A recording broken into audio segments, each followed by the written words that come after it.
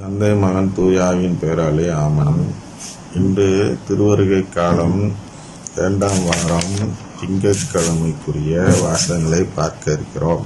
வேளாண்மையில் இன்று மைய கருத்தாக எடுத்துக்கொள்ளப்பட்டது என்பது நலம் தரும் உறவுகள். திருப்பலி நிறைவேற்றியவர் ஏ. செபாஸ்டியன் ஃபாதர் அவர்கள். இன்று பெருசாதான் போயிடும், ஆனால் கொஞ்சம் பொறுமையாக கேளுங்க.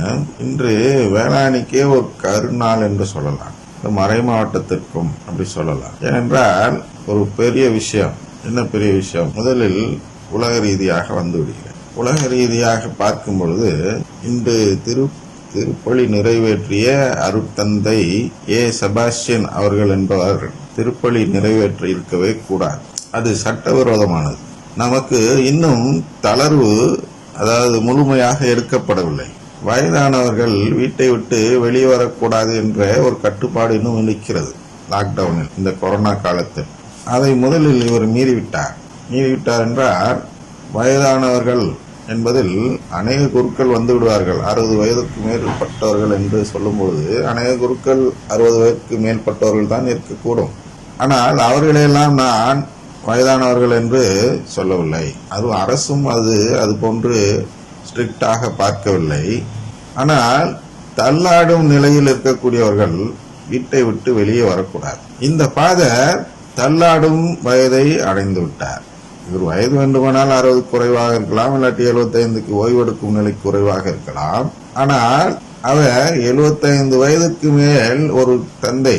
இப்போ உதாரணத்திற்கு இந்த முறை மைக்கேல் ஃபாதருக்கு ஓய்வு கொடுத்து விட்டார்கள். ஆயருடைய திருநாள் என்று ஃபீஸ்ட் டே. இருந்தாலும் இதை குறித்து பேச முடியாமல், ஆயருடைய ஃபீஸ்ட் டே குறித்து பேச முடியாமல் இன்று ஒரு கரிநாளாக மாறிவிட்டதால் அதை குறித்து பேச வேண்டிய நிலை இருக்கு. அந்த மைக்கேல் ஃபாதர் கூட இன்னும் தள்ளாடும் நிலையை அடையவில்லை. வெறும் எண்ணிக்கையை மட்டும் வைத்து ஓய்வு கொடுத்து விட்டார்கள். ஆனால் இவர் வயது என்ன என்று எனக்கு தெரியாது. இவர் முதலில் ஓய்வு கொடுக்கக்கூடிய நிலையில் இருக்கிறார். இவரை வெளியே அனுப்பவே கூடாது. ஏதோ ஒரு இடத்தில் வைத்து அங்கேயே நீங்கள் திருப்பலியாற்றி அதனுள்ளேயே இருங்கள் என்று ஒரு ஆயர் சொல்வார் என்றால் அவருக்கு அந்த குரு மீது அக்கறை இருக்கு என்று பொருள்படும். இப்படிப்பட்ட தள்ளாடும் வயதை உடையவருக்கு ஒரு பொறுப்பு இல்லைங்க, 2-3 பொறுப்பு கொடுத்து இருக்கிறார்கள். என்ன என்றால், director of retreat centre, then director of Marian institute, vicar, எடிட்டரா, வேளாங்கண்ணி காலிங் எடிட்டர், குரலொலியுடைய எடிட்டர், இப்படி 4 பொறுப்புகள் இந்த தந்தைக்கு கொடுத்திருக்கு. இதுல எதுவுக்குமே இவர் லாயக்கற்றவர். முதலில் வயது, உடல்நிலை காரணமா இதை தலைப்பே நலம் தரும் உறவுகள் என்று கொடுக்கப்பட்டதை இவர் சுகம் தரும் உறவு என்று மாற்றி மறைவுரை கொடுக்க தொடங்கிவிட்டார். ஆனால் முதலில் இவரிடம் உடல் நலமே இல்லை. அதை மீறி நீங்கள் அவருக்கு இவ்வளவு பொறுப்பு கொடுத்திருக்கிறீர்கள். எனக்கு இரத்த கண்ணீர் வருகிறது. என்ன என்றால், மேரியன் இன்ஸ்டிடியூட்டுடைய டைரக்டராக இவரை போட்டு இவர் இன்று மறைவுரை கொடுத்தார்.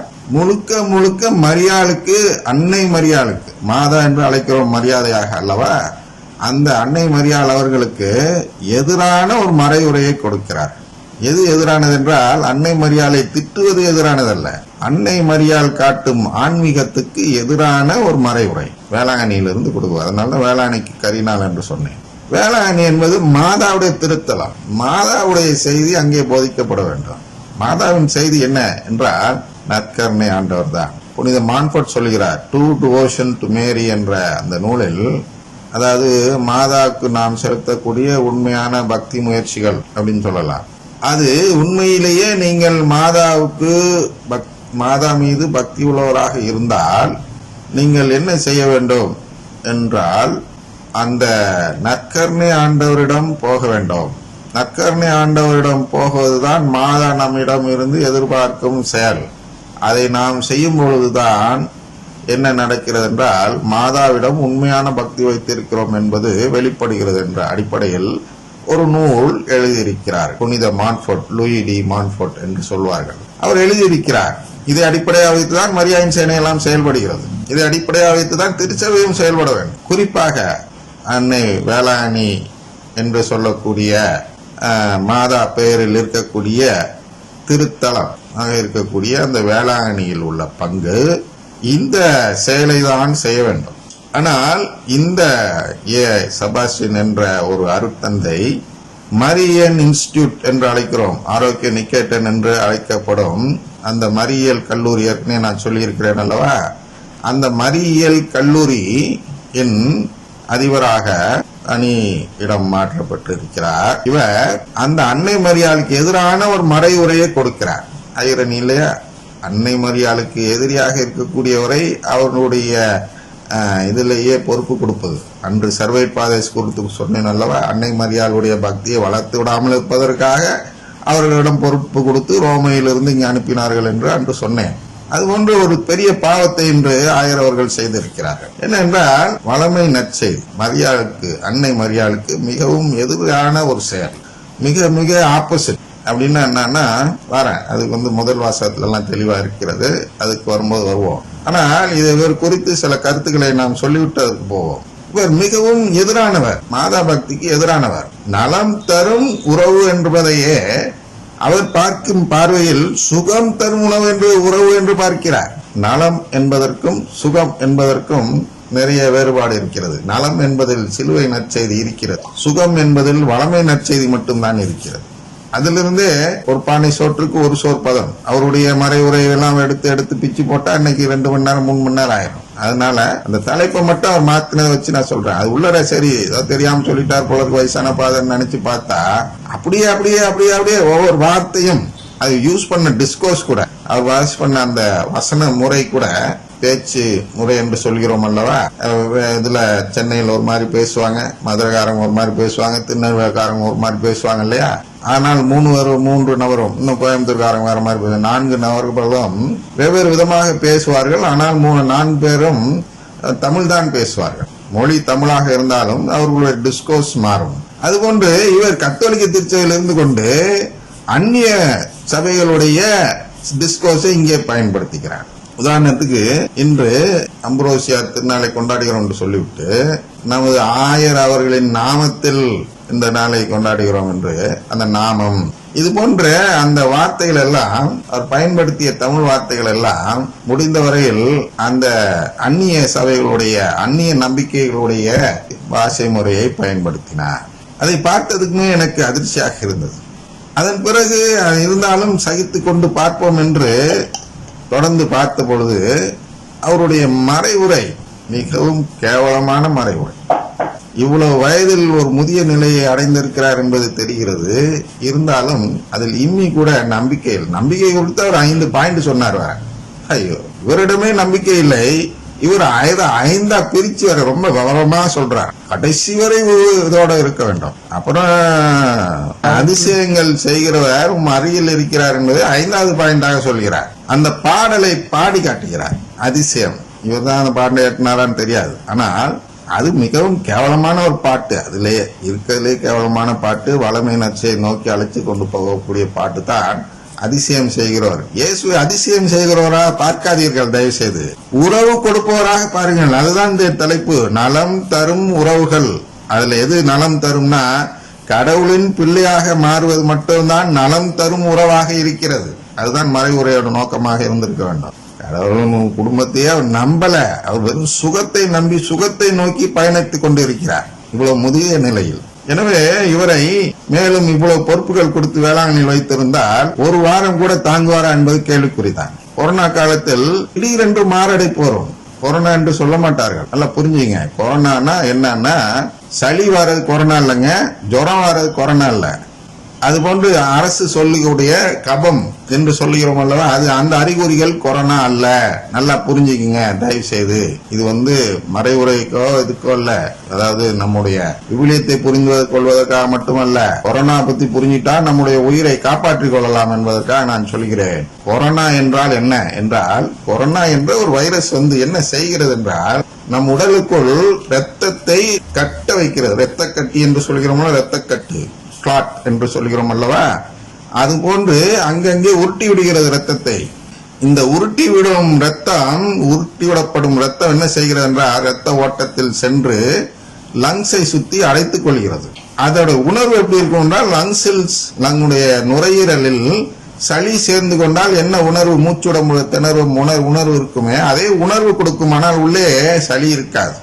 அதனால் நம்மை அறியாமல் இருமல் கூட வரும், சளி இருப்பது போல் தும்மல் தோன்றும். அதன் பிறகு என்ன நடக்கிறது என்றால் சைட்டோகைன் ஸ்டார்ம் என்று ஒரு நீர் சுரக்கும் நிலை ஏற்படுகிறது. வீக்கம் இருக்கு, ஊந்தன் நீர் என்று சொல்வார்கள். அடிப்பட்ட இடத்தில் நீர் வெளிவரும் அல்லவா, அதுக்கு பேர் சைட்டோகைன் ஸ்டார்ம். அது நுரையீரலுக்குள் நடக்கும். அந்த இரத்தக்கட்டு போய் அடைத்ததும் அந்த இரத்தக்கட்டை கரைக்கதான் நீர் வருகிறது. ஆனால் அந்த நீர் அந்த இதுக்குள்ளர லங்ஸுக்குள்ளர, அதாவது நுரையீரலுக்குள் சென்று விடுவதால் அது அதிகமாக சேர்ந்து நுரையீரலில் அந்த அந்த காற்று பரிமாற்றம் நடக்க விடாமல் மக்கள் இறந்து விடுகிறார்கள்.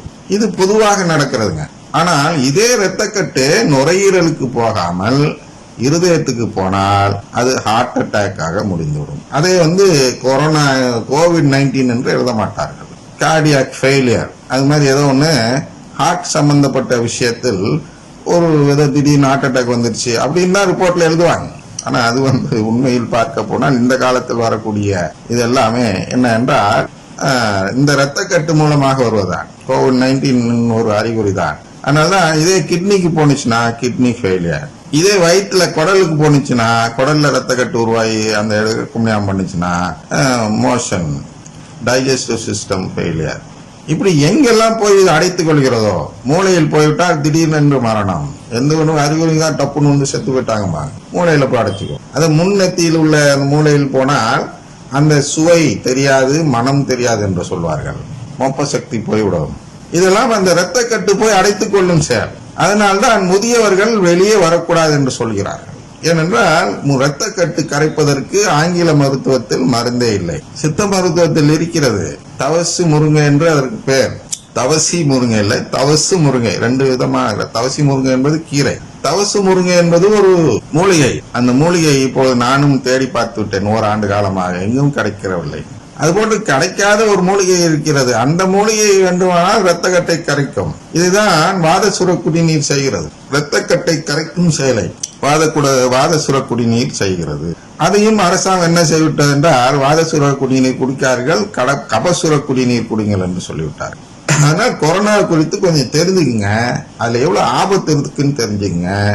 ஆயர் அவர்களே வெளியில் வரக்கூடாது. அன்று ஒரு நாள் ஆயர் அவர்கள், ஒரு நாள் 2 நாளும் தெரியல, எத்தனை நாள் தெரியாது, நான் கேள்விப்பட்ட ஒரு நாள் அந்த திருப்பலி நிறைவேற்ற வரவில்லை. ஒரு குரு இறந்து விட்டார் என்றதும் நம்முடைய நிகழ்ச்சியில் கூட சொல்லி இருக்கிறோம். வரவில்லை என்றதும் குருக்கள் எல்லாம், அந்த எந்த குருக்கள் என்றால் வளமை நற்செய்தியை கடைபிடித்து வாழக்கூடிய குருக்கள் அதற்காக போராடினார்கள் என்று கேள்விப்பட்டோம். ஆனால் அன்று நான் ஆயர் அவர்களை பாராட்டினேன் வராமல் இருந்ததற்கு. ஏனென்றால் நமக்கு ஆயர் அவர்களின் உடல் நலம் நமக்கு மிகவும் முக்கியமான ஒரு செயல். நாம் அவரை காப்பாற்ற வேண்டும், அதுதான் முக்கியம். திருப்பலி நிறைவேற்றுவது என்பது யார் வேண்டுமானால் நிறைவேற்றி விடலாம். ஆயர் தான் நிறைவேற்ற வேண்டும் என்பது கிடையாது. ஆயர் அனுப்பக்கூடிய ஆள் நிறைவேற்றினாலும் அது ஆயருடைய திருப்பலி தான், அதற்குரிய பலன் கிடைக்கும். உங்களுக்கு பேரும் பெருமை வெளியில இருக்கணுங்கிறதுக்காக தேடுபவர்கள் வளமை நற்செய்தியை தேடுகிறவர்கள். அதனால் நான் சொல்லுகிறேன், என்ன சொல்லுகிறேன் என்றால், இவர் ஒரு முதிய நிலையில் இருக்கிறார், தள்ளாடும் வயது. நிச்சயமாக டயபிட்டிஸ் இருக்கும், பார்த்தாலே தெரியுது. டயபிட்டிஸ் சொல்றேன், கொரோனாவில் டயபிட்டிஸ் வந்தா என்ன செய்யும் என்றால், டயபிட்டிஸ் இருக்கவருக்கு கொரோனா வந்தால் என்ன செய்யும் என்றால், அந்த இரத்த கட்டு போய் கணையத்தில் போய் அடைத்து, அப்பொழுது என்ன நடக்கும் என்றால் இன்சுலின் சுரக்காது. சுரந்து கொண்டிருக்கும் குறைவான இன்சுலின் கூட சுத்தமாக சுரக்காததால் அந்த சாப்பிடும் கொஞ்சோண்டு இனிப்பு சாப்பிட்டாலும், கொஞ்சோண்டு ஸ்டார்ச், கொஞ்சோண்டு சுகர் உள்ள எதையாவது நீங்க சாப்பிட்டாலும் அது பாட்டு ஸ்பைக் ஆகும், இஷ்டத்துக்கு ஏறும், கசாம்சான் ஏறும். இவர்கள்ட்ட அதுக்கெல்லாம் மருந்து கிடையாது, எது கிடையாது. ஓரளவு கணையம் வேலை செய்து கொண்டு இருக்கும் பொழுதுதான் இன்சுலின் இன்ஜெக்ஷன் வேலை செய்யும்.